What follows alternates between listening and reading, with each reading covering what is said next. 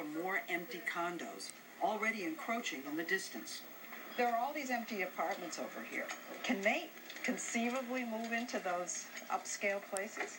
Most people in China live on about or less than $2 a day, and these apartments probably cost upwards of 50 or 60,000 US dollars, so it's very unlikely. What will happen to them, do you think? They'll be forced to relocate somewhere. I have no idea where they'll go. These are the immediate casualties of the building boom. And there's another problem. Analysts warn that all this building has created a bubble that could burst. So if the bubble bursts, who's left holding the bag? There are multiple classes of people that are going to get wiped out by this. People who have invested 3 generations worth of savings, so grandparents, parents and children, into properties, will see their savings evaporate. And then, of course, there's 50 million construction workers who are working on all these projects around China. The prognosis of a bubble about to burst isn't only coming from financial gloom and doomers. We heard it from the most unlikely source. Are you the biggest home builder in the world? Yes, I think maybe.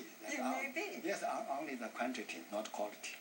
Wang Shi is modest, but his company, Vanke, is a $53 billion real estate empire building more homes than anyone in China. He was born on the front lines of communism and joined the Red Army, but he secretly read forbidden books about capitalism, so that when China liberalized its economy, he rushed to the front lines of the free market. Even he thinks today's situation is out of control. Are homes in China too expensive today? Yeah. Here's a number that I saw. A typical apartment in Shanghai cost about 45 times the average resident's annual salary. Even high. What does that mean for your economy if it's just too expensive for the vast majority of people? So I think that dangerous. Dangerous. That's the bubble. So I think that's the problem. Is there a bubble? Yes, of course. There is a bubble, and the issue is will it burst or not? Yes, that's the big issue. If that bubble, that disaster. If it burst. It burst, that disaster. To try and prevent the disaster, the Chinese government decided to act. Heard of their one-child policy? Since 2011, China has had what amounts to a one-apartment policy, where it's very hard to buy more than one apartment in major cities. Because of this, prices plunged. The bubble was being tamed. And yet, the taming was creating all kinds of unintended consequences. Are many developers in debt? Yes. And are many stopping development in the middle of projects because they don't have the money to go forward? Yeah, that's a problem. Yeah. That's a huge problem. A problem because the slowing down of construction led to a downturn in the overall economy. Unfinished projects dot China, and not just apartment buildings. Look at this. Can you believe it? Analyst Ann Stevenson Yang, who has traveled across China, showed us a giant project, all but abandoned, in the port city of Tianjin, with concrete skeletons as far as the eye can see. The plan is to build a new financial district to rival Manhattan, including a Lincoln Center and a World Trade Center, only taller. But it all seems frozen. There's supposed to be a Rockefeller Center here. I hope they have a Christmas tree, too. Skating rink.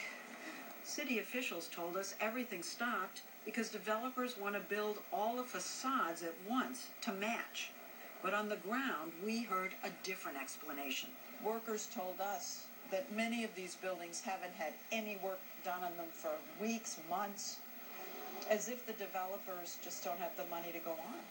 It's true. You see that happen first, that migrant workers will go home.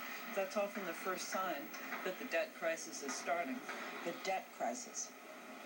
Well, when you stop paying your bills, then everything stops. It could become a debt crisis because of the huge loans most of the developers took out. If they can't repay them, the whole economy will seize up. The government's great fear is that all this could lead to social unrest. And that's not hypothetical. Last year, when home prices fell, it infuriated all those owners of multiple dwellings who watch the value of their nest eggs plummet. And there's already been some demonstrations Yes. over real estate Yes. around the country. Yeah. Have you had demonstrations against your showrooms anywhere? Your company? Often. So often, Wang Shi shudders to think what would happen if the bubble actually burst. If that bubble breaking, that maybe, who knows what will happen? Maybe that, maybe I answer, maybe next Arabic Spring. Arabic Maybe, Spring? You mean people coming out and demonstrating? Mm-hmm. A lot of economists say that it's too big for even this government to control. Uh-huh. I believe the top leaders have the enough smart to deal with that. You think you're praying they do? You're going like that? But that's uncertain. Meanwhile, people who can afford it are still buying as much real estate as they can. They're even finding ways around the one-apartment restriction in big cities. Can't buy in Beijing? Just cross the city line and the boom is in full swing. Flyers advertising new projects, potential buyers crowding buses to see new construction, and new owners line up to register their new apartments. Like us in our bubble, they just don't believe the good times will ever end.